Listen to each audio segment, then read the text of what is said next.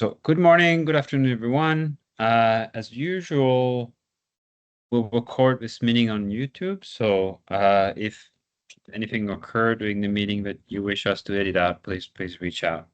So agenda for today is to have a discussion around 2-photon mesoscope data.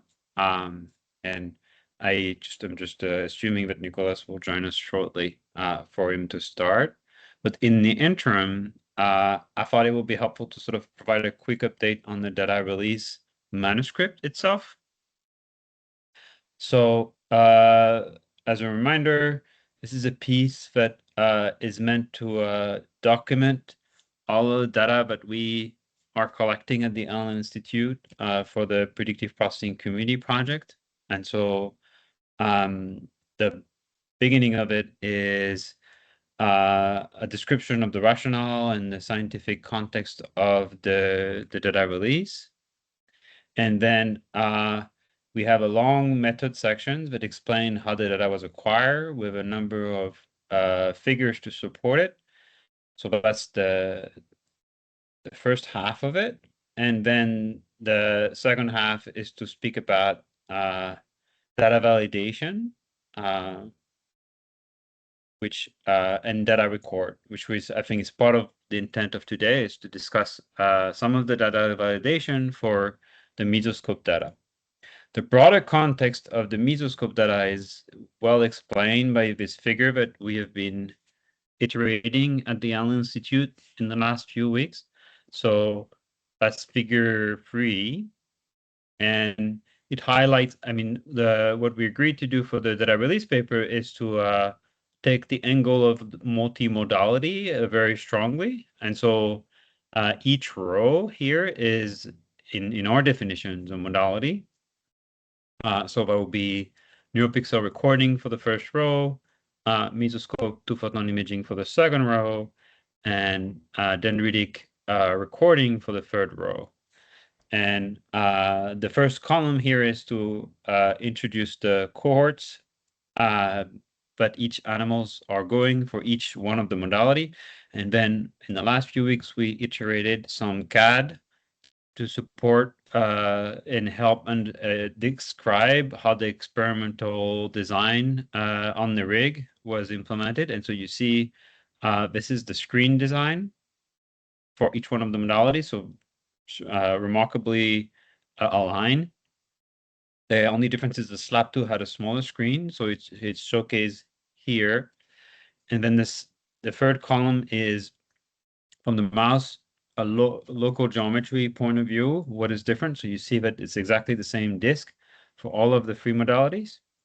And then this highlight the geometry of the neuronal recording technology. So I have to work on the fonts a little bit. The text is tiny, but this is the NeuralPixel recording geometry. This is the mesoscope recording geometry. So you see here we are recording from, well, I'm going to try to zoom in a little bit so that you see.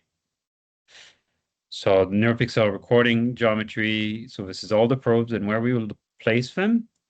Then the mesoscope, which we want to talk about today, we recorded from all of those layers in the two brain areas that are zoomed in here. And then in one, on the SLAP tool, we focus on the superficial layer and record dendrites across two planes, one in layer 1 plane and one in more the somatic layer. And so that's the overall design. We are going to work on exemplary traces here. This is something we discussed yesterday. So that's the bigger context of the mesoscope, which we want to discuss about today. And Nicholas offered to start with showing some of the analysis that he has helped kickstart with others. And so and Nicholas, are you here? I think he joined. Yes, Yeah, I'm right. here. Okay, so maybe you want to share your screen, or? Yes, I'll go ahead and do that. Thank you. Any questions for the figures while Nicholas do that?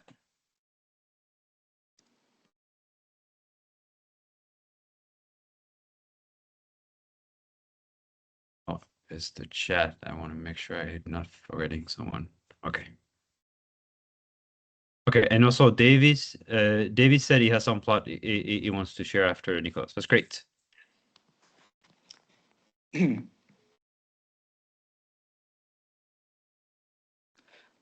Okay. Can you hear me? Yep. We can't Okay. see you, but Oh, let me see if I can up to correct you. that. Here, I'm gonna switch my audio to my computer. Oh, Are you able to? I see. You can't see me. That's unfortunate. oh, Um, if it's okay if it's a technical problem. yes. You will convey your information really well in audio too. So I've been looking through the OFIS data, specifically looking at motion artifacts. I'm curious to get your feedback on whether the validation metrics that I'm using are as much as is available in the data, that the quality control data that you've collected. But in any case, I'm working on a GitHub repository. And that GitHub repository builds on Ali's code. I will share it after this meeting. I'm writing it so that others can use it. I have specifically 2 notebooks in the GitHub repository. The first one is essentially a guided tour of one of the sessions, looking at all the data that you've collected on it, including metadata, segmentation, things like that. Since there seems to be just a lot of files, a lot there to look at with respect to quality control for these sessions. So that could be helpful for others if they want guidance on what's in these sessions and how to access them. Now the second notebook is a motion artifact analysis across. In this case, I only show a subset of sessions. And some of the metrics that I extract include things like mean displacement, mean registration correlation, mean displacement slope, and things like that. And the GitHub repository also includes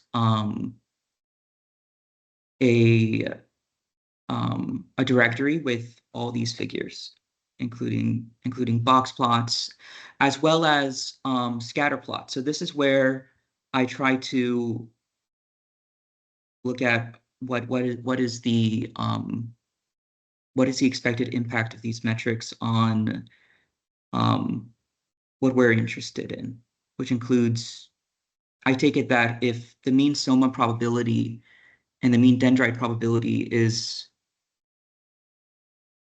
relatively low, and it gets lower with, say, increasing displacement, that would be an indication that that session may not be of good quality.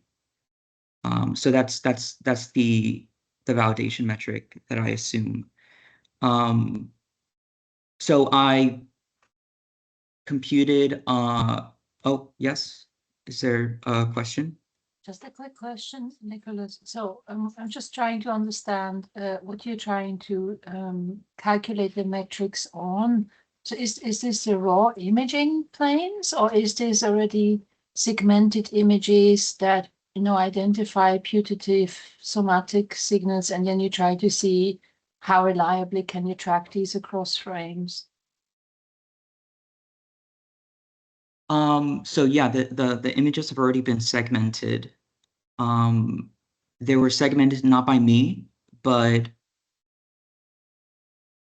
And is there any kind of trying in that segmentation that you do motion correction already because there's multiple imaging planes, or are the planes too far apart for basically comparing across planes if there's, for instance, Z motion. I don't recall the specifics for the depth that was acquired and the spacing between the planes. So I think there was there was motion correction done. Segmentation was done for each of the planes respectively.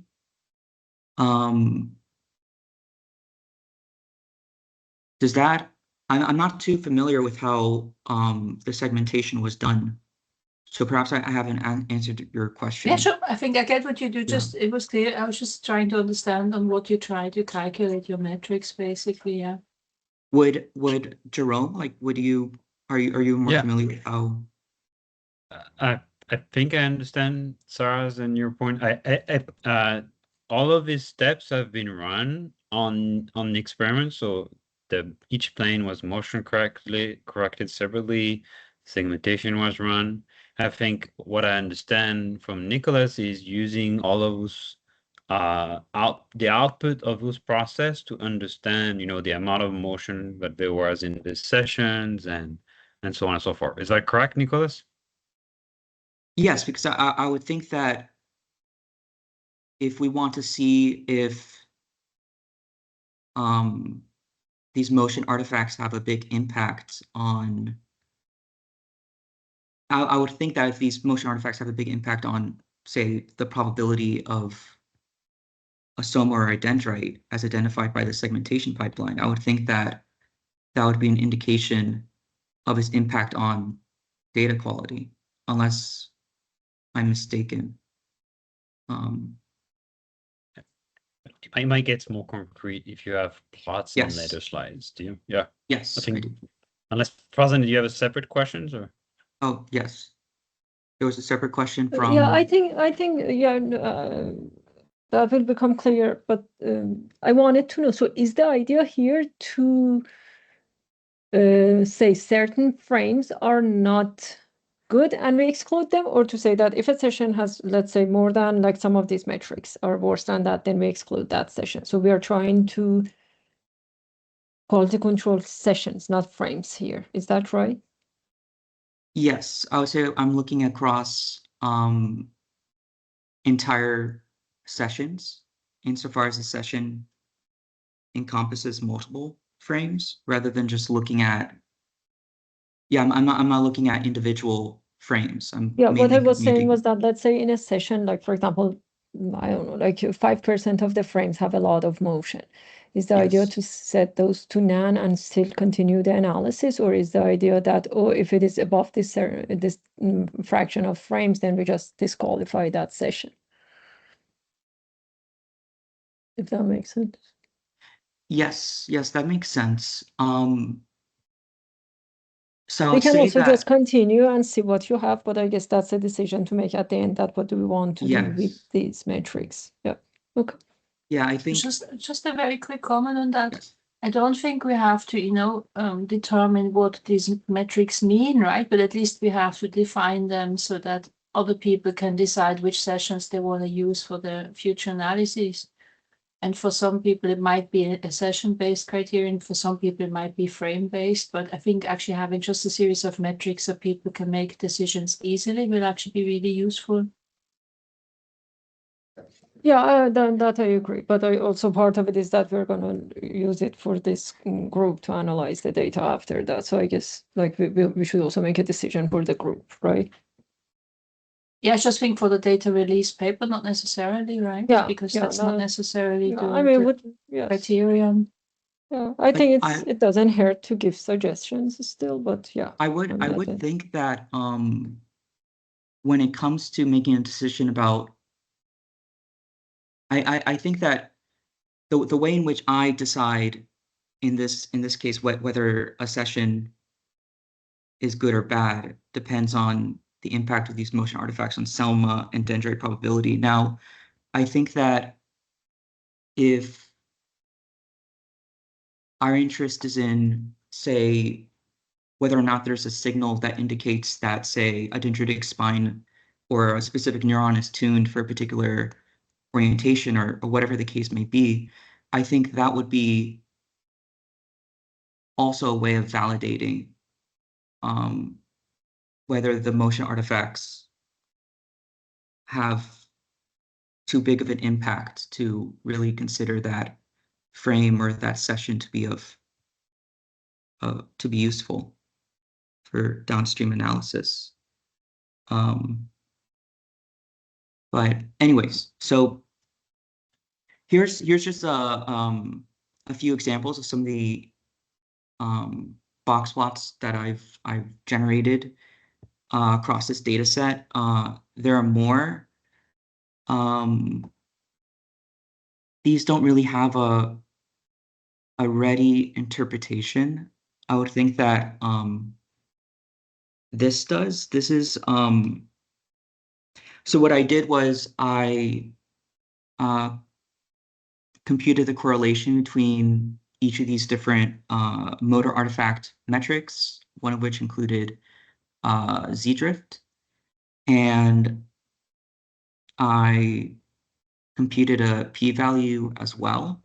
I didn't find any statistically significant correlations except for this metric in particular. And what this essentially says is that as z-drift increases, the mean soma probability decreases. And I included Can I yes. just quickly, how did you measure this z-drift exactly? And on the previous slide, you had something that mentioned template matching. So I'm just trying to understand how you basically determined the magnitude of the drift. So all these metrics I derived from the quality control. There's a lot of metadata that comes along with each of the sessions, and this z-drift term I got from that metadata, in addition to displacement and frame to template correlation. And I can show, after this presentation, it would be useful, I can show the notebook that shows how to access each of these metrics from the session. But I didn't compute this myself. Sorry, Nicholas, do you mind if I just explain how the metric was Yes. computed? Yes. As a general sense, we have started to write a table in the method sections of the data release paper draft, but list some of those metrics, and some of most of them are described there. Z-drift is measured by using a stack.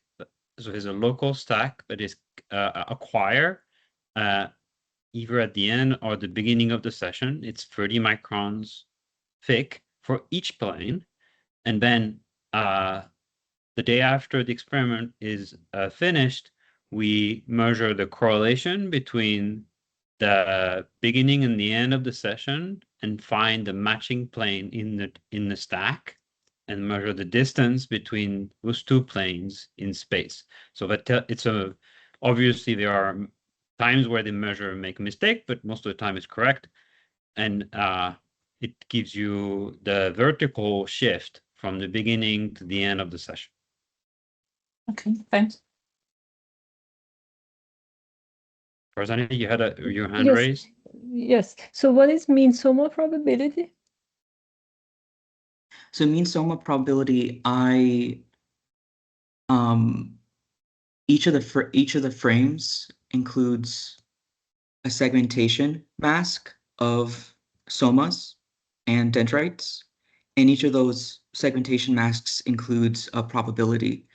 And so I average the probability across So you mean whether frames. it's a soma or a dendrite? That's what you mean? That's right. Soma probability is the probability that it is the mask corresponds to a soma. Right.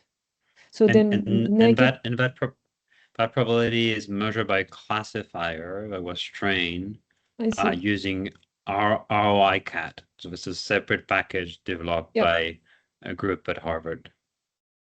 Right. I thought we use ROI-CAT for matching across cell matching. You can use it for that, but it also ROI cat creates an embedding, like so representations of each soma, and from that embedding you can train a classifier on top that would do see. whatever you want. And so that classifier was trained at the Allen Institute by David Feng's team. So ROI-CAT will tell you whether it's a soma or a dendrite? Our cat will give you an embedding, like a lower a smaller representations of the soma of the ROIs that you can use to feed classifiers. Interesting. Okay, so when it's negative, that means we are more superficial, right? That we moved up.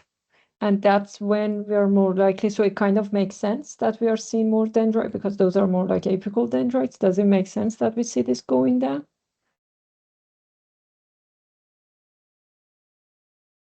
Nicholas, Or am I That's a good, overreading? yeah, that's a good point. I think that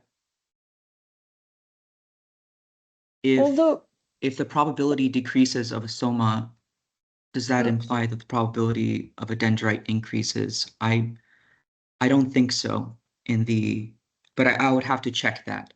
I see. I think it might, because in some of the plots that I made, that were just like plotting a session's soma and dendrite probabilities. If one was 100, soma for that session, then like it would be almost all 0 for dendrite, or all of the distribution for dendrite probability would be like clustered around 0.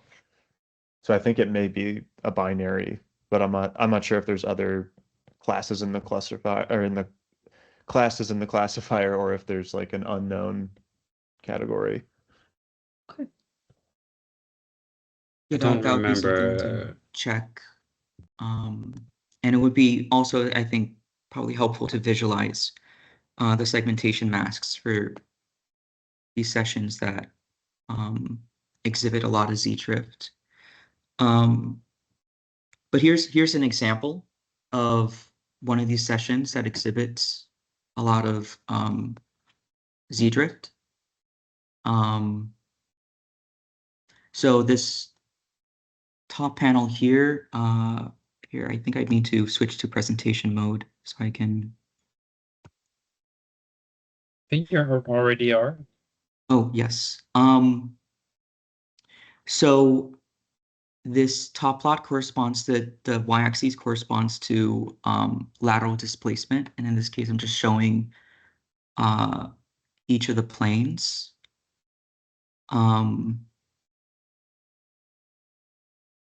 And the middle plot corresponds to a heat map over time with the color of the y-axis. The more yellow it is, the greater the displacement. And in contrast, this is the motion from a low motion session, the one that's characterized by relatively little Z-drift. And so I'm curious about your interpretation of these plots since, oh yes. Sarah? Very naive question. Have you tried looking at the animal's running behavior? I'm just wondering whether one is more of a stop and go mouse and the other one is more one that just sits still and therefore you have very little motion. I'm not sure whether necessarily having, motion is a bad thing. It just might mean that the animal is doing something that elicits motion, which we just can't eliminate, basically. Yeah, I would have to look at the yeah, I didn't consider the behavior of the mouse. I mean, I agree. Sorry, it's a likely what happened. I mean, you should. I mean, for motion artifact, just a comment. XY motion is corrected, right? Because we have this motion algorithm that is matching, and so if there is a large XY motion, it doesn't necessarily mean that we don't track the cells very well. Like, because, you could be in the case where you have a large amount of motion, but it's measured correctly. And so then the image is very steady after motion correction. Z motion is a different problem because we measure it, but we don't correct it. So we typically discard session more easily when there is large amount of Z drift than when there is large amount of XY drift. That being said, it's possible that when there is a lot of XY motion, you could get, remaining noise that leaks through the motion correction, but we should keep an eye on it. But it's just in my mind, X, Y, and Z are different problems here. Mm-hmm. Mm-hmm. I see. That makes sense. Quick question. Yes. So, is it not surprising for the other session, the one with the motion? Yeah. Is it not surprising that one plane or two of the planes, because if it is Z, it should affect all the areas. So I don't understand why two of the planes go up, but one stays there. I'm a bit surprised. How would we describe that? I mean, these are all adjacent areas, so it should go up and down together. Any thoughts, how to explain that? Right. Brain is cheese. And so it has, some plasticity and some elasticity. And So you really think it's possible that one area, like, so it's not that they move together, like we may have something like that? The further the image locations are away, the more likely you will see different kind of motion. And I also suspect the deeper you go inside the tissue, the more you go away from the glass. And so because the glass is just stabilizing the brain, and so the further away you go from it, the more motion you're likely to see. And so I'm not totally surprised that you see something else here. Yeah, I mean, I see what you're saying, like, but I just don't know how often it is to see something like that, like, because supposedly the glass is compressing and everything is touching it, but I can imagine if you have something like that, that one area is a bit farther, then it's gonna be different, like, yeah. The glass move, but underneath, like the closer you are to the glass, the more steady you are, and then it's my intuition. Yeah, but I was saying that all the areas, even though they're on different Z, supposedly the glass compresses them and brings them on the same Z level. So, but it doesn't have to be. It can be also, yeah. I just want to. I guess we can also see how frequent this. Yeah. So for Zana, you're right in that assumption. In our experience in other areas, specifically, more association related areas. In theory, the glass is compressing, so everything should be moving in the same way, but the brain moves as well. The brain, there's respiration, right? So the deeper you are, probably the less or the more movement you might want to expect relative to more superficial planes, even though it's just, a few 100 microns away. But sometimes it does become apparent and within the micron ranges. This D drift is 10.5 microns, so it does happen. And then in terms of the microns, and I guess, Nicholas, you were asking if it is more or less, in my hands, if you have above 10 or something, we call it too much motion. But I don't know how XY motion correction is done at Alan Jerome. Like, what's the threshold? How much displacement is considered too much? Is it like 10 microns, more or less? We don't typically threshold XY. You could, yeah. if the group here, if you do more analysis and you find that the traces becomes really noisy in the context of large, motion being corrected, then that could be a criteria for that. But again, if the motion is in plane, right, and you Yeah. have and you correct it, so in principle you should be Yeah, able to but I mean, restore. if it is too much correction, like if you have to remove, I don't know, like 50 pixels, so that's what I mean. That then at that point you would lose a lot of neurons, and maybe it's better to just You will start to crop on the edges, that's Yeah. right, and so that Yeah. could become a problem. Yeah. But and so we just have to be aware of it. I mean, it's a trade-off.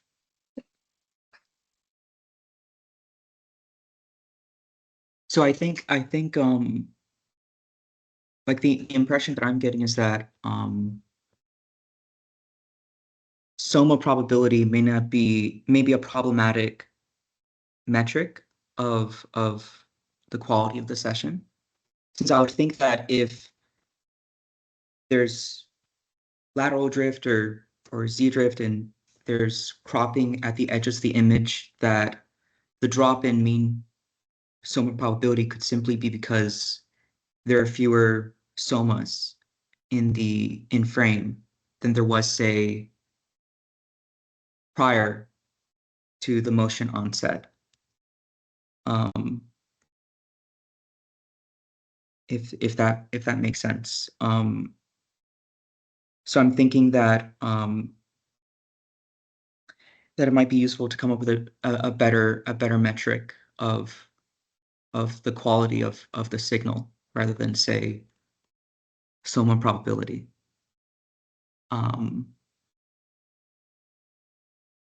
That's the impression that I'm getting.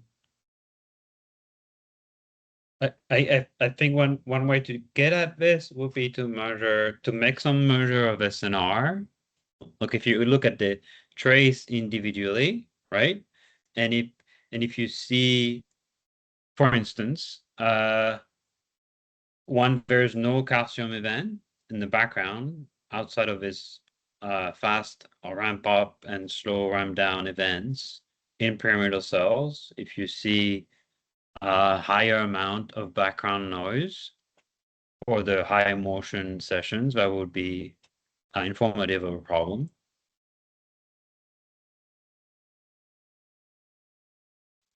Sorry?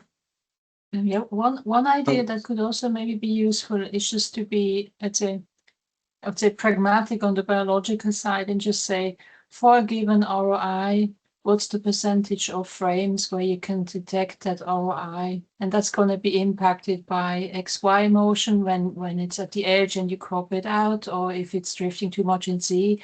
And you could have a distribution of this to then determine, what's the fraction of frames that you find acceptable for a given region of interest, and that might depend on the size of the region, right? Things like that. But then at least you would have a sense of how reliable can you track an individual region of interest across an entire session. That makes sense. Yeah. Well, that does make sense. Well, that's my analysis so far, and I'll post the GitHub repo and like a brief description of what I did in the discussion section. Nicholas, would you be open to sort of follow up along what Sarah just suggested? So Oh, focus yes. on Yes, I can. focus on individual somas, and for instance, I think you would see that the high motion sessions have somas with larger amount of NAN. I think that's what the segmentation is doing, is when the soma falls outside of the because of motion artifacts, if the plane moves, and so you get black borders on the edge, and so as a result the soma just fall inside that black, and so you're losing that cells for a short amount of time due to the motion artifact, and so that would sort of give you a natural follow-up for all you did, I think. Yes, that makes sense. Okay, great. I'll go ahead and do that. I'll follow up on that. Thank you. Karim, do you want to express your point? No, basically just adding a few comments for Nicholas to add to the presentation so that people have better ideas and details on how those quantitative metrics were calculated. Examples would help. Examples Yeah. are, I see. Yeah, well, makes sense. And we should also make sure that the manuscript describe all of the metrics correctly. So if Nicholas, you think that some of these things were not described fully, can you comment on the method section and tell us which one to improve? Okay, yes, I can do that. I can, yeah, I can do that. Farzani? And I can also Oh. show if you like, if there's time, I can also show. Well, I suppose I can just share that in discussion section. It's the notebook that just goes through an individual session and just shows all the metrics that can be computed from it. I don't know if you have anything equivalent like that in your GitHub. I don't think we do. Like all of the metrics that I calculated.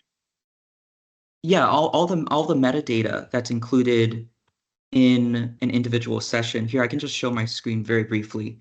I don't want to take up too much time. No, that's fine. That's fine. That's why we have this. But oh yes. There's a question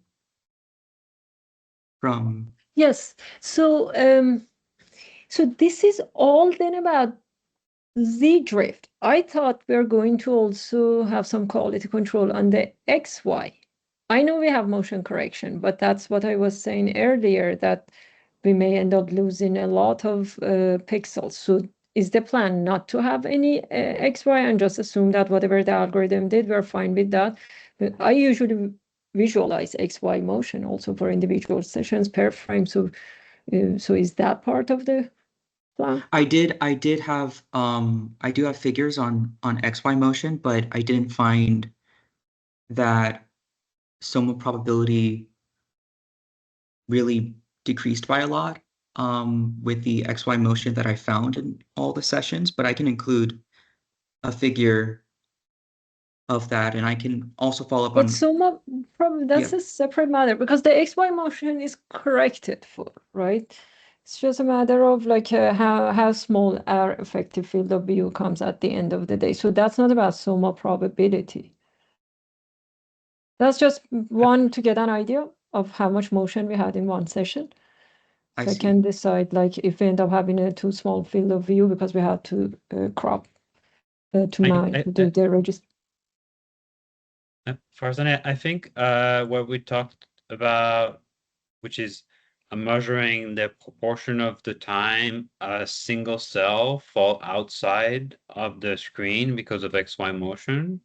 If I would sort of stop to speak about what you said.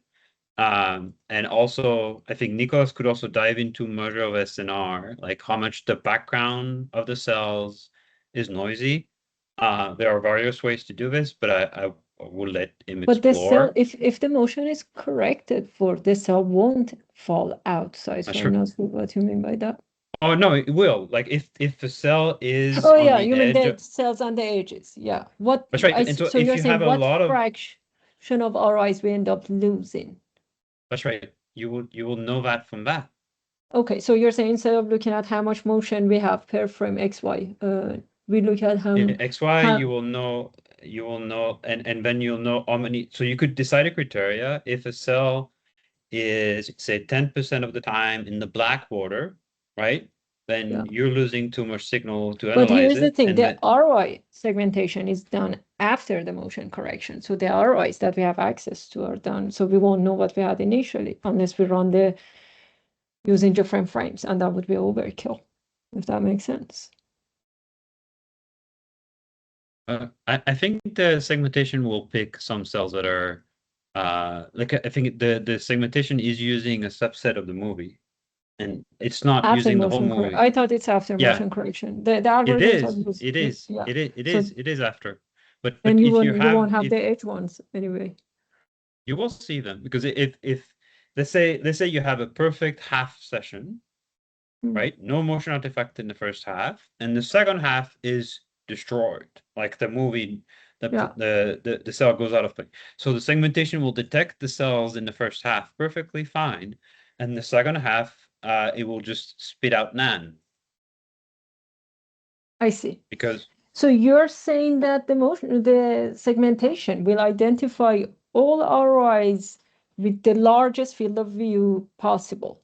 But then what it does is that when it's not available, it will just throw NaN. So the trace will look not good, not that the ROI. yeah. Okay, I but think we is that should. a common way with, or is that specific to the segmentation you're using? I think it's common when you're When When I this was is using this- Cayman, we were doing it separately, but that's the whole, like I used Cayman before it became very popular. So we would do motion correction ourselves, and then I would feed that into the segmentation. So that's why I'm under that assumption.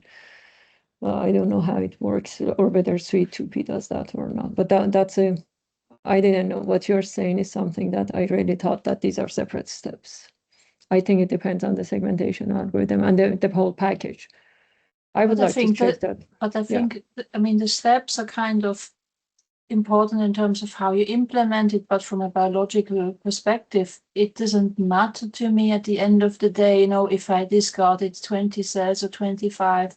So I think it should be up to the person who analyzes the data to say, are they happy to have, you know, Yeah. n cells in a field of view that is so and so big, and that might have been moving a lot and a lot of cells Yeah. got lost, or do they only want sessions where they lose almost no cells? But a cell is a cell, right? As a So biological question unit. actually follow up on what you're saying. Is the plan for this quality control that we do this for the users and we tell them these are good sessions, or that we or that we do both maybe? We tell them if it was us, we would use this set of sessions, but the metrics are available in case you want to do your own.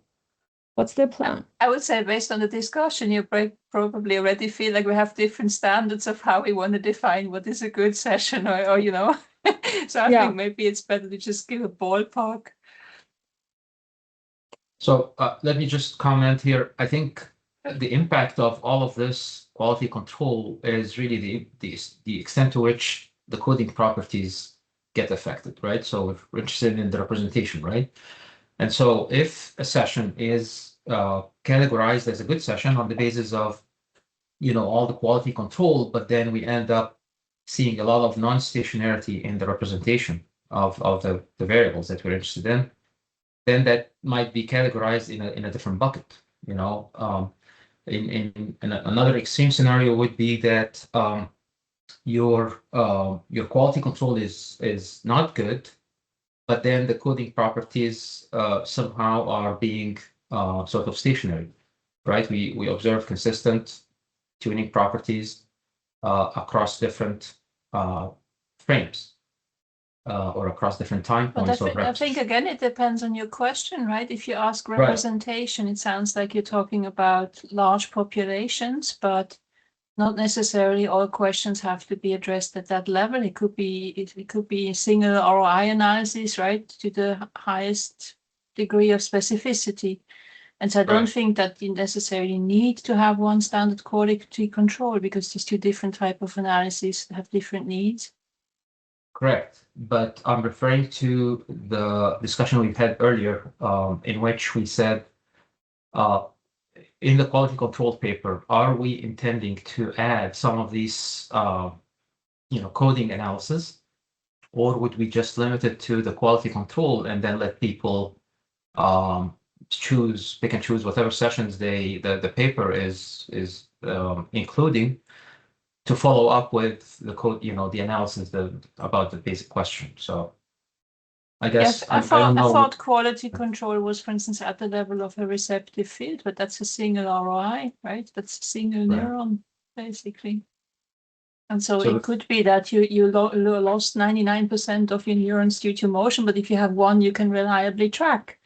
You can Right. determine the receptive field of that cell. Right. So is the plan for this quality control paper is to include this to screen basically who is stationary, who is, and how much percentage is discarded, or are we just limiting it to the quality control and that's it? So our plan was to have a figure on SNR just to quantify the quality of the signal across single somas for 2-photon. And motion artifact is probably impacting SNR. And had a follow-up figures on receptor field. Nope. And then another figure on simple oddball analysis. And that would close the manuscript. So we could, I think Sarah is proposing that we have like we try to have a large net, so like propose different ways to parse the data that could be relevant to different type of analysis, and we could describe this in the manuscript. If you care about stability of response, you might want to have a tighter net.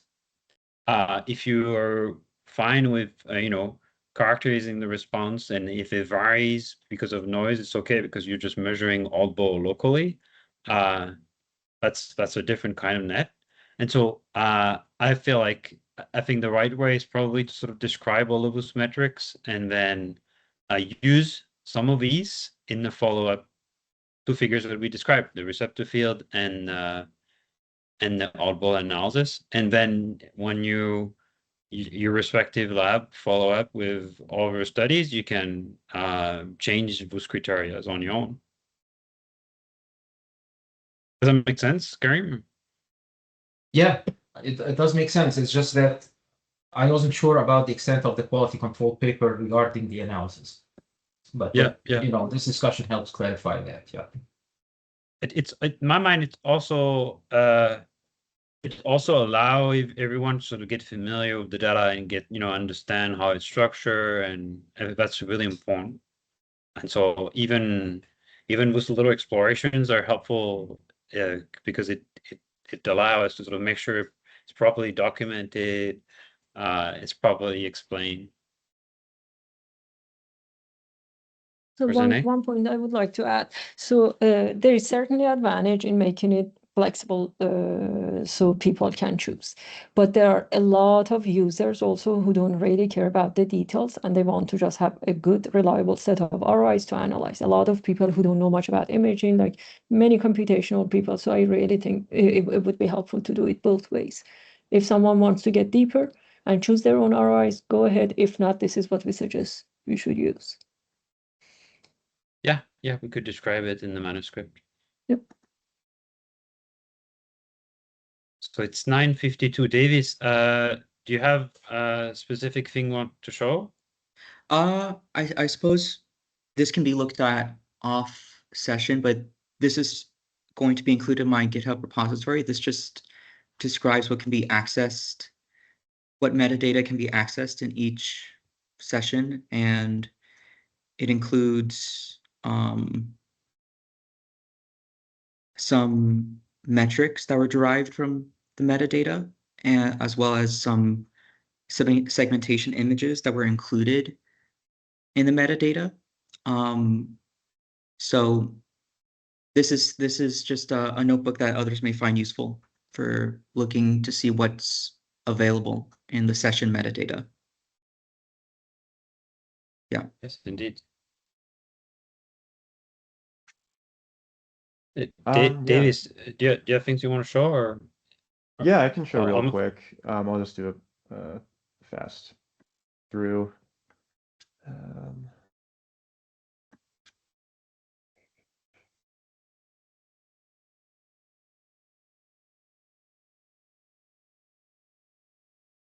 Can you see my screen? Yes. Oh, we can see the teams. Yeah, it's like a Jupyter notebook, or is it No, on the right? I think you're on the wrong screen. Okay, I'll try it again. Davis, if you turn on your camera, because I don't think this group has ever seen you, that would be helpful. Okay. My laptop's sort of at an angle, so you might be seeing the side of my face. Oh, nice to see you. Okay.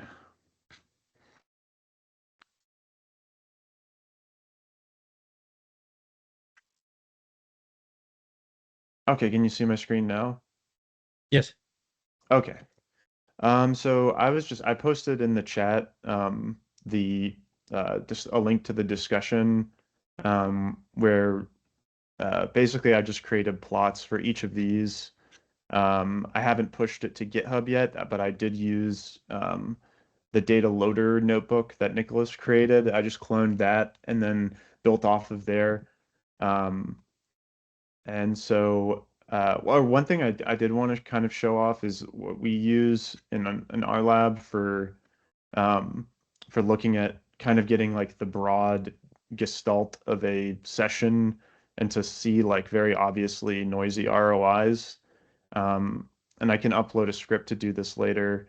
It does the same thing basically, but what we're looking at here is basically one of the OFIS sessions in one of the planes, and basically it's the functional projection. I think this one's using the max with the masks overlaid.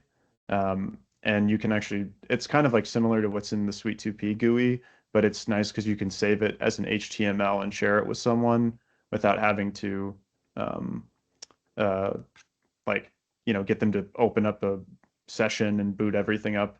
It kind of just encodes the masks and the ROI and the DFFs in a thing in the HTML.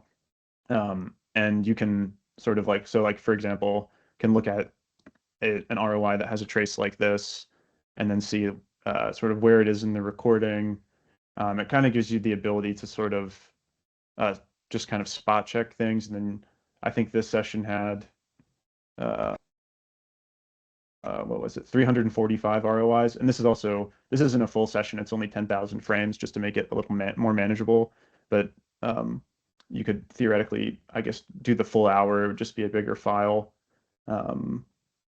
And so then you can do like, if you want to look at set up from 0 to 20, 20 to 40 or something, and then it'll render those. And so it kind of gives you the ability to be like, okay, and I was thinking you were talking about the SNR measures of maybe we could incorporate an SNR like ranking to one of these so that it like automatically puts like either the best or the worst SNR metric things at the top. Because sort of the next step we were thinking of adding to this, because we're also developing this for our lab too, is like a way to sort of go through systematically and kind of like decide, okay, I want to exclude this ROI from my future downstream analysis, or like sort of filter it from my data set. And then I also have a notebook which I'll push later, and this just has the things we mentioned in this discussion here. So the FOV Davis, with can we see it quickly? yeah. So it's like the distribution of ROI sizes, kind of just like a general thing of looking at it. And then also a distribution of like, so this is what I was talking about earlier, where it's usually if you're visualizing the distribution of soma and dendrite for a single session, like you can see there's like a tiny little dendrite here, but when they're mainly soma, they're almost always mainly dendrite. I haven't checked if it's like completely symmetrical, but I guess yeah. So maybe it isn't a complete binary classifier there, but oh yeah, and also yeah, the ROI sizes. And these are Then different planes? so this is all for one plane. But what's the bottom one? Like, what is this?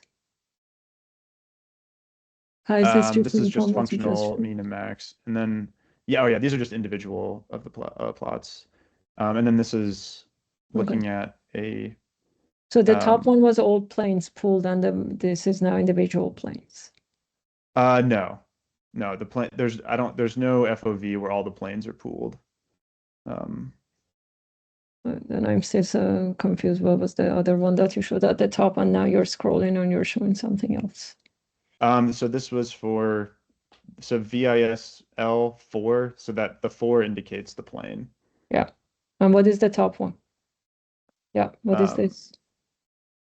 This is the same thing. So this is like all of those bottom plots, but it put into one panel, and then like I have a script that puts them into like a PDF basically. Okay. So this one is looking at, so this would be different planes. Okay. So this would be like for one session, here's the ROI sizes, soma dendrite, functional mean, functional max, for each plane. Okay, so And you it's can see there's 10:00. like there's actually they- some significant differences between some of them. But yeah, what was that? All right, so I just some Sorry. guidance. So I just want to keep us structured. So some Sure. guidance for the manuscript. What I think will be very helpful is to have a plot that shows the distribution of SNR across a set of exemplary sessions. And you could pair this SNR with other things like motion or depth or areas or other things. So having like a couple of metrics to quantify the quality of the signal and then compare it with other things as Nicholas tried to do. And so I think if you could work together to do this as a first step, that would be great. And the second step that I think will be helpful is once we have that, is to show the distribution of cells that were recorded across the entire data set. So we see, we have that many cells across all of those planes, each layers and areas, because that would convey a sense of scale. Jerome, question. I will work with Davis, so I want to make sure I follow you, and then I will Yeah. talk with Davis about it. Davis, could you share the GitHub message that I sent? So, Yeah, it's in Jerome, are you the chat. suggesting that we don't do Sure. all of those that I mentioned, and we're only focus on SNR? Am I getting this right? Well, I'm just saying that there are many metrics we could create, and I think we should make those notebooks. They're really helpful.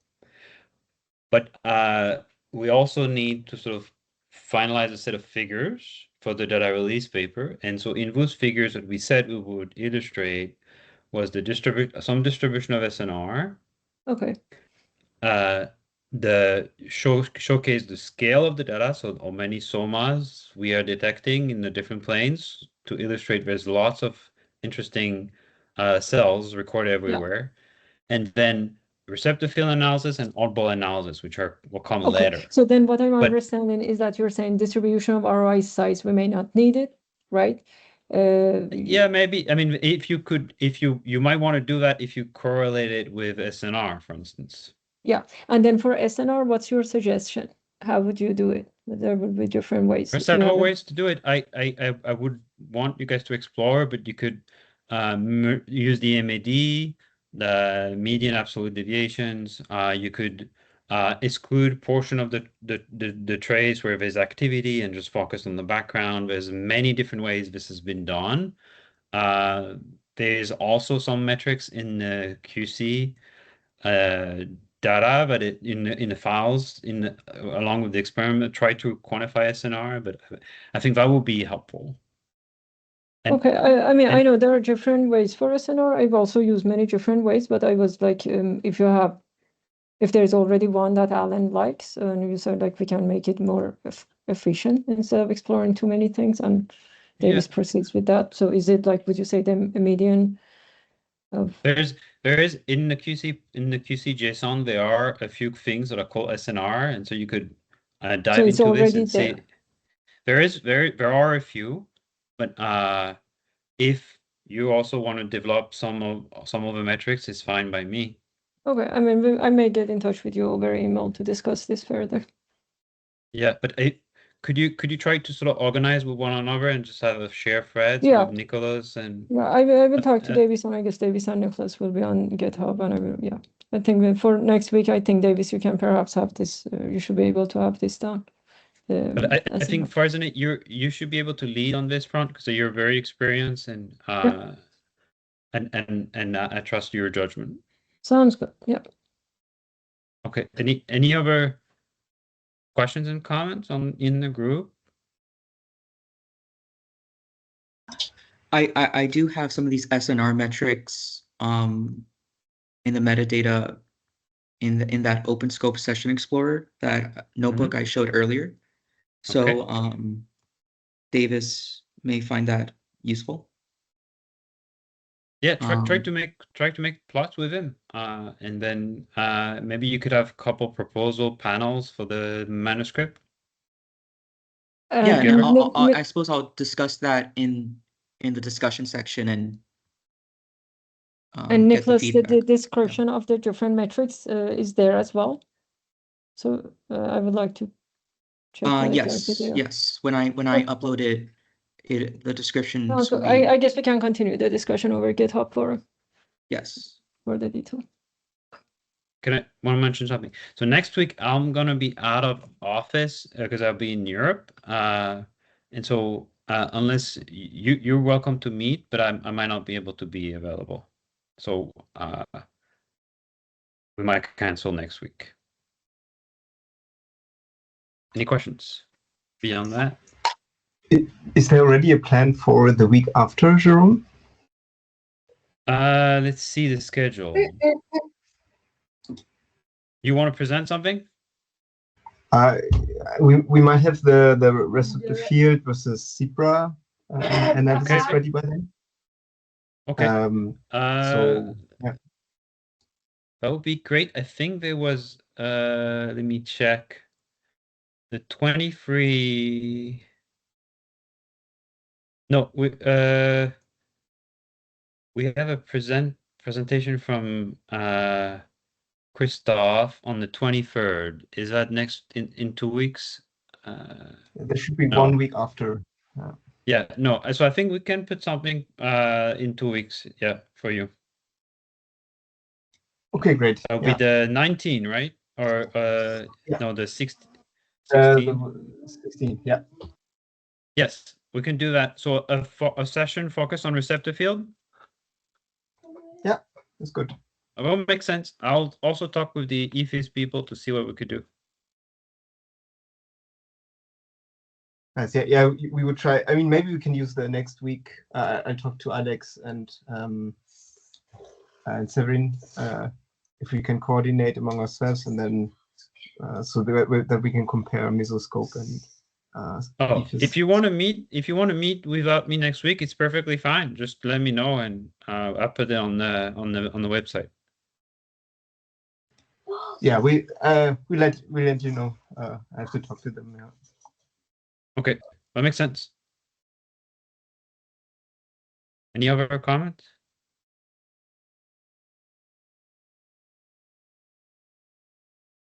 Well, thanks everyone. Bye. Thanks. Thank you. Bye.